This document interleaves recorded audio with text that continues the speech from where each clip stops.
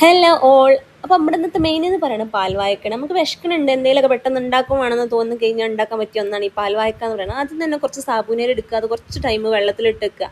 എന്നിട്ട് കുറച്ച് വെള്ളം നമ്മളെടുത്തിട്ട് അത് തിളപ്പിക്കാനായിട്ട് മാറ്റിയേക്കുക. തിളച്ച് വരുന്നത് കണ്ടാൽ നമ്മൾ നേരത്തെ ഇട്ടച്ച് ഈ സാബൂനരി ആ വെള്ളത്തിലോട്ട് ഇടുക. എന്നിട്ട് പിന്നെ നമ്മളത് തിളച്ച് വരുന്ന ആ സമയം കൊണ്ട് നമ്മൾ കുറച്ച് നേന്ത്രപ്പഴം എടുക്കുക, അത് കുനുകുനെ നരിയുക. എന്നിട്ട് നമ്മളൊരു ഫ്രൈ പാനിൽ കുറച്ച് ഗീ ഹീറ്റ് ആയി കഴിഞ്ഞിട്ട് അതിലേക്ക് കാഷ്യൂവും അതുപോലെ തന്നെ നമ്മൾ അരിഞ്ഞ് വെച്ച പഴമൊക്കെ അതിലേക്ക് ഇട്ട് കൊടുക്കുക.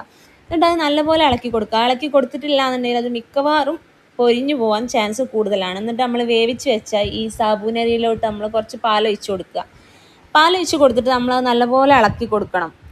അതിനിടയിൽ നമ്മൾ പഴം കുറച്ചൊക്കെ അരിഞ്ഞു പോയിട്ടുണ്ട്, സ്വാഭാവികമായിട്ടും അങ്ങനെയൊക്കെ സംഭവിച്ചു എന്ന് വരും ചില സമയങ്ങളിൽ.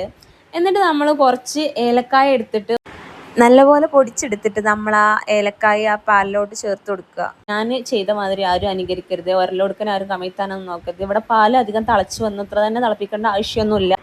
അപ്പോൾ നിങ്ങൾ തീ എപ്പോഴും ലോ ഫ്ലെയിമിൽ ഇടാൻ നിൽക്കുക, അല്ലാന്നുണ്ടെങ്കിൽ നമുക്ക് നല്ല പണി ഉണ്ടാവും. അപ്പം നമ്മുടെ പാൽവായൊക്കെ ഇവിടെ സെറ്റ് ആയിട്ടുണ്ട്. അപ്പം മധുരം എന്ന് പറഞ്ഞാൽ നമുക്ക് വേണമെങ്കിലും കുറച്ച് ഇട്ട് കൊടുത്താലേ അത് കഴിക്കാനൊരു ടേസ്റ്റ് ഉണ്ടാവുള്ളൂ. അപ്പോൾ ഇതെന്ന് പറഞ്ഞാൽ മൂന്നാമന് 3 സ്പൂൺ വെച്ച് കഴിക്കാനൊക്കെ ആയിട്ട് ഇവിടെ അലമ്പാക്കി തന്ന സീനാണ്. അപ്പം നിങ്ങൾ സബ്സ്ക്രൈബ് ചെയ്ത് സപ്പോർട്ടാക്കാൻ മറക്കരുത്.